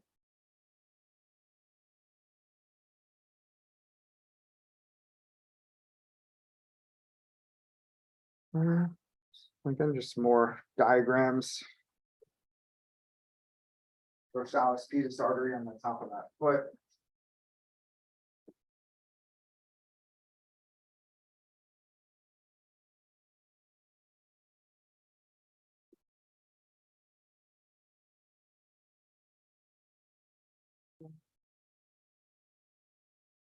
Any questions about upper or lower extremity arteries? Almost done. And then last part is cerebrovascular intracranial systems. So our cerebrovascular system is the blood supply for our central nervous system, which is, the main part of our central nervous system is our brain. So this really refers to blood flow to our brain. We have extracranial. So in ultrasound, we image the extracranial carotid artery as well as the vertebral arteries, and then we can also image vessels intracranial, and this is the circle of Willis. So that blood supply to the central nervous system. Going back to that aortic arch image, we have the nominative artery, also referred to as that brachiocephalic artery.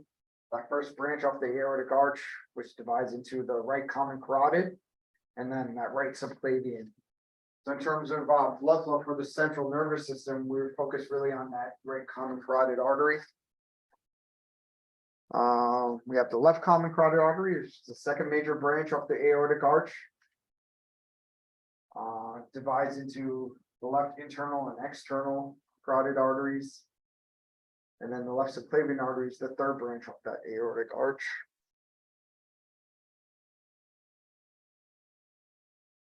So familiarize yourselves also with this picture. Another hint, hint. So I want you guys to be able to label your the vessels coming off the aortic arch and the blood flow vessels going up to supply blood flow to the brain. So again, our aortic arch, we have our brachiocephalic or innominate artery, which branches into our right common carotid artery and right subclavian. That right common carotid artery comes up our neck and then splits into two vessels. It splits into the internal carotid artery, the ICA, which brings blood flow to the brain, and then the external carotid artery, which supplies blood flow to the muscles of the face, the scalp. One way to differentiate the two, aside from the fact that this one goes up to the brain, is the external carotid artery has branches to it. So the pictures I like to give when it's showing the internal and external carotid arteries, the external, I'll always have a picture that's got a little branch on it like that. So you can help differentiate between the two.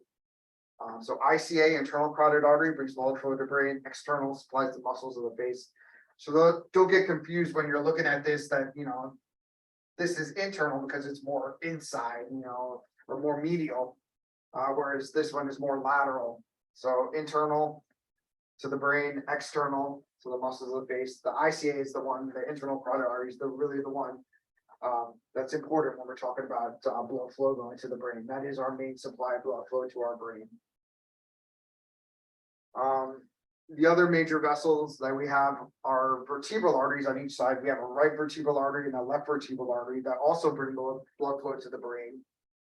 When we get more into cerebrovascular ultrasound, we'll see that we have anterior circulatory system that supplies blood flow to the anterior portions of our brain, anterior middle portions. And then we have a posterior circulatory system, which is supplied by these vertebral arteries that supply blood flow to the posterior portions of our brain. These vertebral arteries are the first branch off of each subclavian artery. So on the right side, this is now our right subclavian. The first branch is going to be the right vertebral artery. Off the left subclavian artery, the first branch is going to be the left vertebral artery.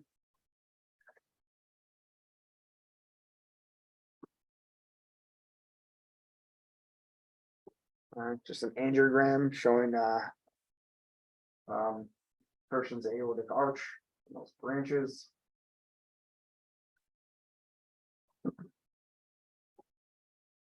So some relational anatomy, our common carotid artery or CCA, it lies posterior lateral to the thyroid glands. When you're scanning those thyroids, you can see the patient's common carotid artery posterior and lateral to the actual thyroid gland.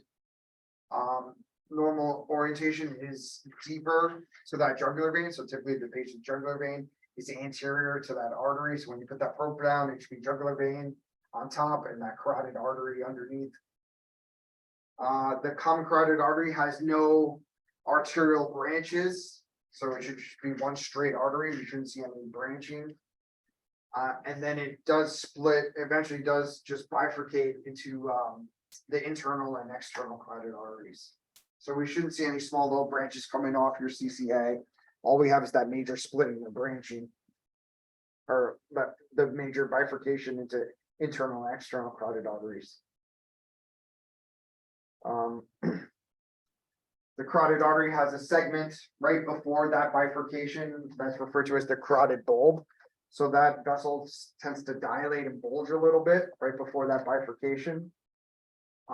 Reason that's important is because this is a common site for the development of plaque. So this is where we see a lot of plaque starting to build up in our patients when we're doing cerebrovascular scans. The reason is because at that point we get some separation of our flow patterns. We can wind up with swirling or mixing of blood, slowing down of blood flow, And that allows for the depositing of some of these atherosclerotic plaques and buildup of fatty lipids in that area. This is a nice ultrasound image, common carotid artery.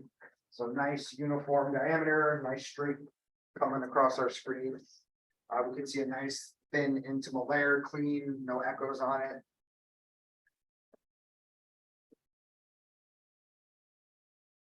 Now this is getting into that bifurcation.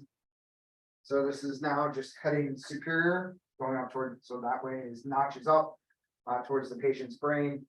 So common carotid blood flow coming up this way and it starts to dilate a little bit, getting into that hole. And then we get our splitting, our bifurcation into internal and external carotid arteries. So on ultrasound, sometimes it's a little difficult to be able to determine which is internal and external, just based off of 2D imaging, particularly if we don't see any branches. So ultimately you have to Doppler, and we'll get into which way we're angled in terms of trying to determine which is which. So right now I don't expect you to, identify on ultrasound, internal, external.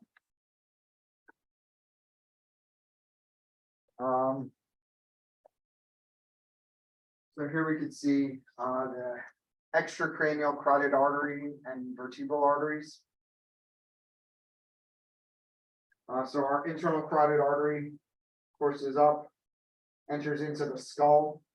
And it's not until we actually are in the skull, in the brain, where we get that first branch of our internal carotid artery. So the ICA, as we are visualizing it coming up the neck, we should not see any sort of branches. It's typically larger and more lateral branch of that CCA. So it lies, so if I have my head turned, it's more lateral or posterior, larger in diameter. Supplies most of the anterior cerebrum. So we said it has no extracranial branches. So the portion that we see within the neck before it enters into the cranium, the skull, there should be no branches. The first branch of our internal carotid artery is this ophthalmic artery. So bringing blood flow to our eye. There's a segment of that carotid artery within the brain that's referred to as the carotid siphon. So this is an area where the vessel curves around and we get a branching now into the anterior cerebral and middle cerebral arteries. So we'll see that more when we look at the circle of Willis. And do you know those often like sometimes What? like you scan people's eyelids? No. Yeah, they called it when I was at Springside. When asked if she did it, like they will literally scan through your eye. Ew, that's cool. So that's Yeah, you can image, ophthalmic artery. What is the fall? Dark. Yeah, it's like a big black. We could do it here. We do it for transcranial Doppler. I was trying to do it on myself to teach the class. So I'm with one eye. And when you do that, this eye tries to blink a little bit, twitches a little bit. So I'm starting to get gel in that eye. I'm like, oh, this isn't good. I don't think this is sterile. I'm gonna wind up with some sort of pink eye or. Yeah. what the heck? That But- was so crazy to me when I learned about that. You scan eyeballs all day. No way. Yeah, I don't know. I can do that. It's like the breast ultrasound. I don't think I like anyone doing the same thing every day. I don't know. I could scan the baby brains at Yeah. the Moors. I could do that all day. Okay. That's so simple to do. That's sad though. It's how small they are. My I God. know it's terrible, but it's it's so clear. Yeah. It's like you can see everything. If they're calm, did you get ones that are moving their heads a little I bit? But scanned those are last- tough. Yeah. Last time I was there, I just held the passy. Yeah. The baby's little passy. Little passy. So external carotid artery now. So this branch is smaller and more medial. It's oriented more anteriorly towards the face. The ECA supplies blood flow to the neck, scalp, and face. So just a kind of a quick, like aside. So if ICA is going to the brain and ECA is going to the neck, the scalp, the face, like so muscles of the face, the scalp. Which one do you think is gonna have higher resistance? Which one's gonna have lower resistance?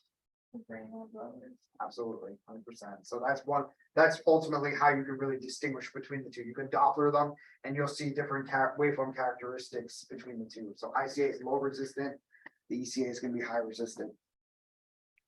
So if you just kind of look at where all these things are going, or the names of the branches.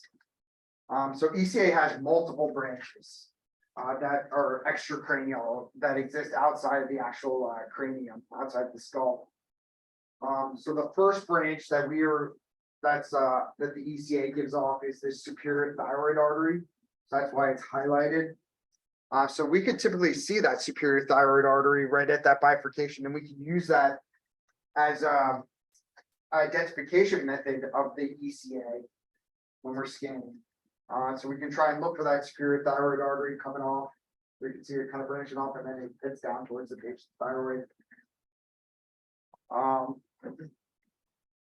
We also have some of the other branches, the ascending pharyngeal, lingual artery, occipital artery, facial artery, posterior auricular artery, maxillary artery. And then the last branch is this superficial temporal artery, which is up here, so coming out. The reason that one is underlined or highlighted is because we can also use that to help identify the external carotid artery. So there's a maneuver that we perform when we're doing carotid Doppler called a temporal tap. So if we're really not sure, we don't see any branches, the waveform kind of looks suspect, we're not really sure between ECA and ICA. We can perform what's called a temporal tap. So we actually go to the temporal artery on the patient's temporal and we do these little oscillations, like this little tapping maneuver. And we can pick up that tapping on our arterial waveform during the diastolic portion of our waveform. But we see these little ripples. So that's one way we can use to identify that ECA. Yeah. It's crazy someone actually figured that out. Yeah. So this is just a chart showing the differences between the two external and internal carotid arteries. So this is just general, typical. ICA is larger of the two. In terms of branches that we image, extracranial, very rarely if ever. So if you do find one, save those pictures because you could write up a case study, be famous. Yeah, if you're scanning a carotid artery and the internal carotid artery's got branches coming off somewhere down here, that's very rare. So that'd be a good write up or a good case study image. Orientation of those vessels. The ICA proceeds deeper and slightly posterior towards the jaw, the mastoid, whereas the ECA is more anterior towards the face. The Doppler characteristics are the big one though. ICA, low resistance, external carotid artery, high resistance. And then that temporal tap, external carotid artery, we see those oscillations. With the ICA, they're absent or poorly perceived. We can even see with our color. So if we just put color on the internal carotid and external carotid arteries, the ICA through the cardiac cycle should have continuous forward flow. We said it's low resistant monophasic flow. So we should have continuous forward flow throughout the cardiac cycle. But the ECA, since it's high resistance, we could have a momentary period where we're not getting any flow. We can even have a momentary period where we have some flow reversal in that ECA. There's our Doppler waveform. Again, low resistant waveform. So it kind of looks similar to our kidney, looks similar to our ovarian flow. So our organ flow, nice low resistant diastolic flow. Whereas the ECA, we have a much higher resistance. So we're comparing now that epistolic to the end diastolic. You're gonna have a much higher RI, resistive index.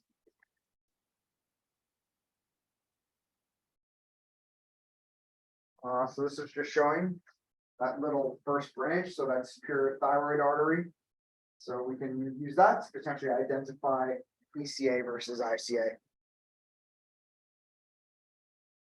So again, we said ICA typically larger in caliber, larger in diameter, so you can kind of see this one larger of the two.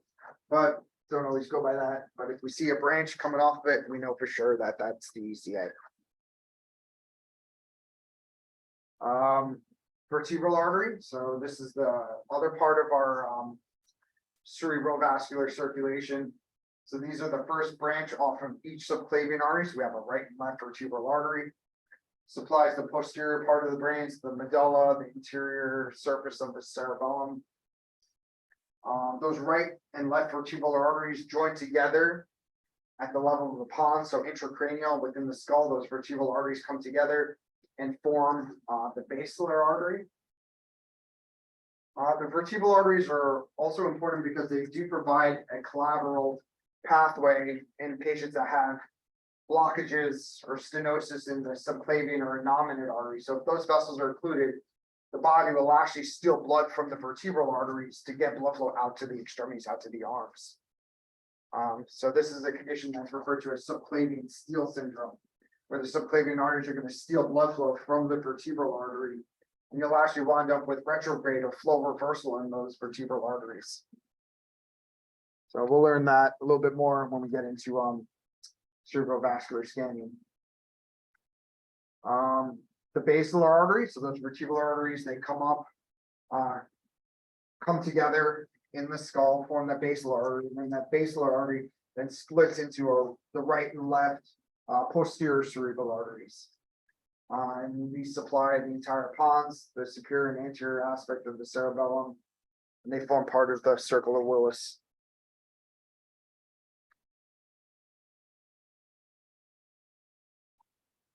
So this is now just showing, so this looks like the patient's right. So we have common carotid artery, subclavian artery, and then that vertebral artery.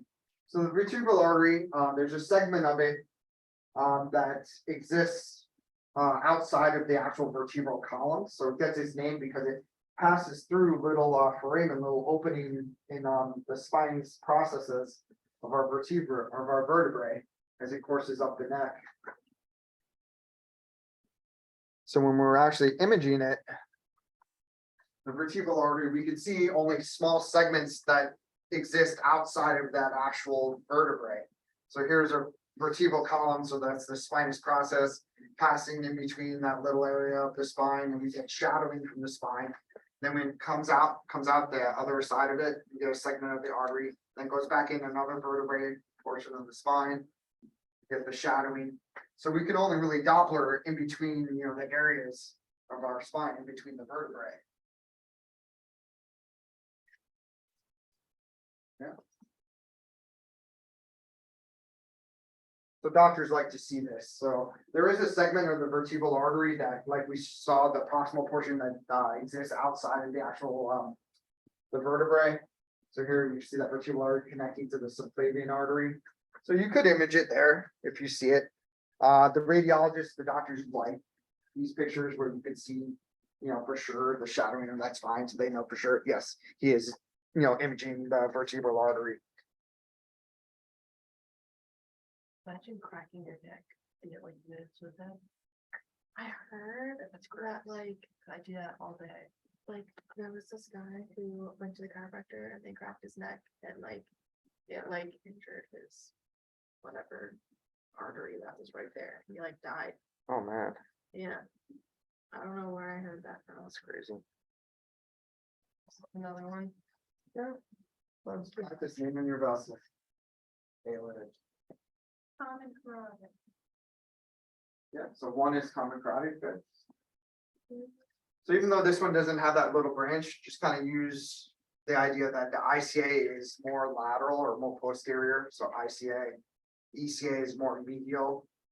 It's also thinner in diameter. So if you're looking at it, I think I might have drawn the branch on there. 3 are your vertebrals, so your subclavian arteries. You have a right vertebral, left vertebral.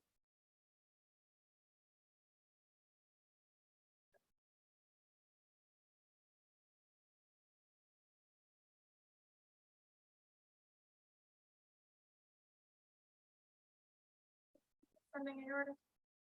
5 is Descending aorta, yep, 6 is aortic arch. arch, yep. 5 ascending thoracic aorta, 6 aortic arch, 2 descending aorta, descending thoracic aorta. 7 is the innominate artery. Or brachiocephalic, yep, innominate or brachiocephalic artery. Yep. 8's the External. Nope, other way around. external. Yep, so don't go internal, external. That has nothing to do with the name. Yeah, so the internal one lies more posterolateral, so this is more lateral, more posterior. So ICA is more posterolateral, ECA is more, like if I kind of like turn my face. Okay. Yeah, so like the external is more medial because it supplies like all my muscles on my face, the thyroid gland, the tongue, the mastoid, the jaw, like the lingual artery going here. So it's kind of, the external is kind of supplying this part. So it's more medial, like if I had like, have my head turned like that. Whereas the ICA is more lateral, posterolateral, and it's kind of going up to the brain. So it's kind of going more up towards the jaw and towards the brain, like that way. Or looks thicker. Or is thicker, yeah, larger, looks larger in caliber.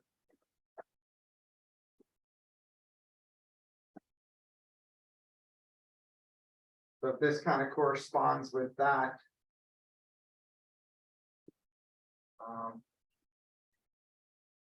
So these are like the little vertebral arteries coming up, but here's that bifurcation. So this one looks like there's some little branches coming off of it right there.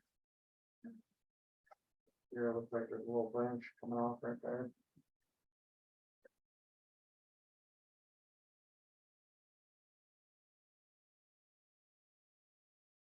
All right, circle of Willis, everyone's favorite. Yep. Talking about Willis. Guys, I remember just different strokes. Did you ever? No. I just said that. Oh, no, it's brown. He's still alive. Like the Emmanuel Lewis. I think so, maybe. I don't know. Did he pass away? No. He was like this. He was old, like when he was on the show, right? Yeah. Like this, he had like some sort of growth defect or something like that. This little African American boy. Do you know? He was cute. Like he looked cute and adorable, but like he was like a teenager. Like he was like this big and like It was funny. it's funny. All right. So the circulus is a hexagonal arrangement of arteries composed of the anterior cerebral, middle cerebral, and posterior cerebral arteries.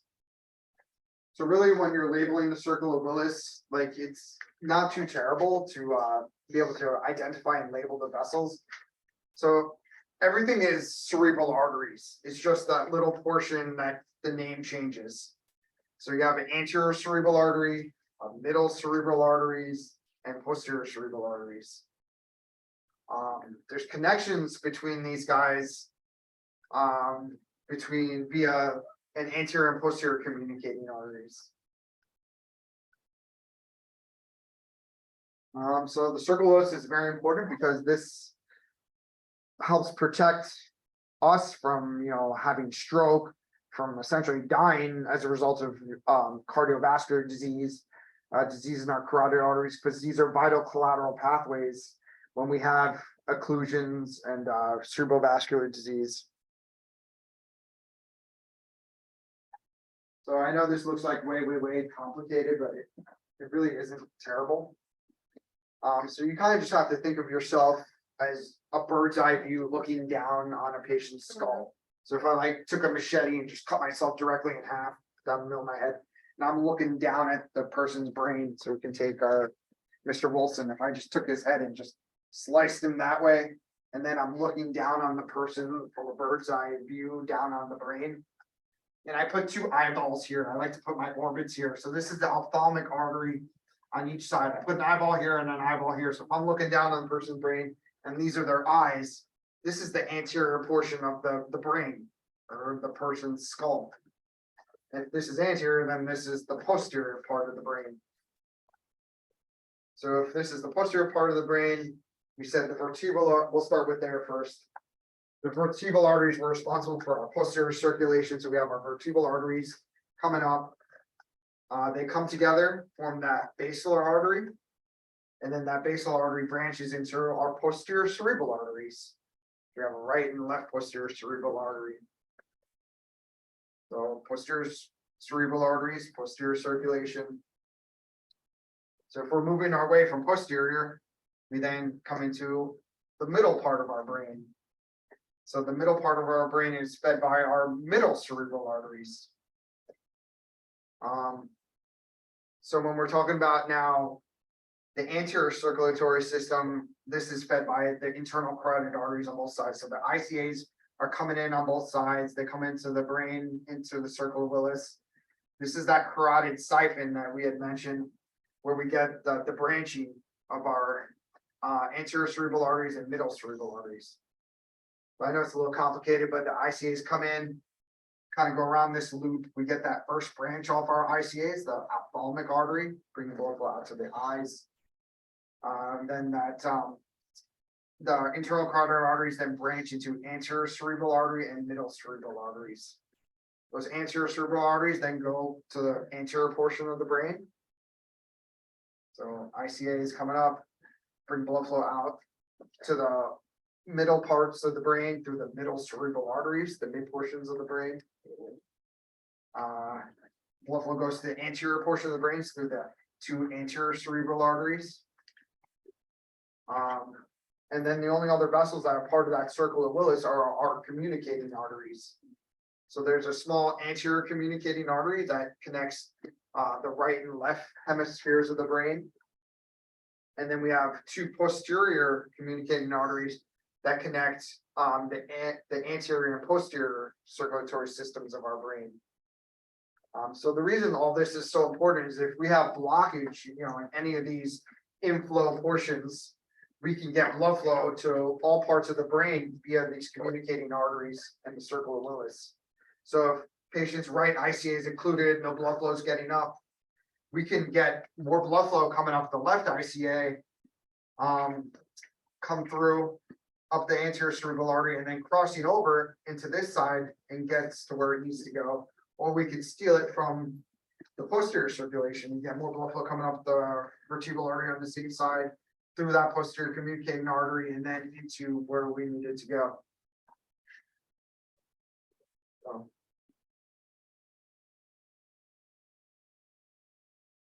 Just be able to label posterior cerebral arteries, anterior cerebral arteries, middle cerebral arteries. Be able to label like the two communicating, like anterior and posterior communicating arteries. So just know the whole thing. Not the whole thing, the posterior, middle, and anterior, the two communicating arteries, posterior and anterior communicating. You don't need to know all the little segments, C1, C2, none of that. Middle cerebral arteries. Anterior cerebral arteries going anterior, posterior cerebral arteries for that posterior circulation.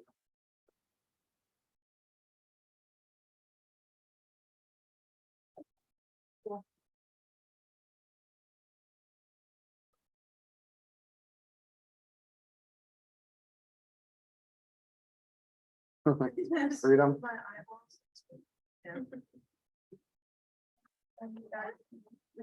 Hello? Yes.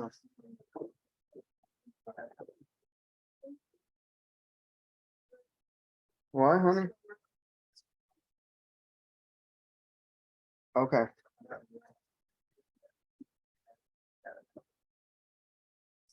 You should be. I I'm gonna get those out of your lap. Okay.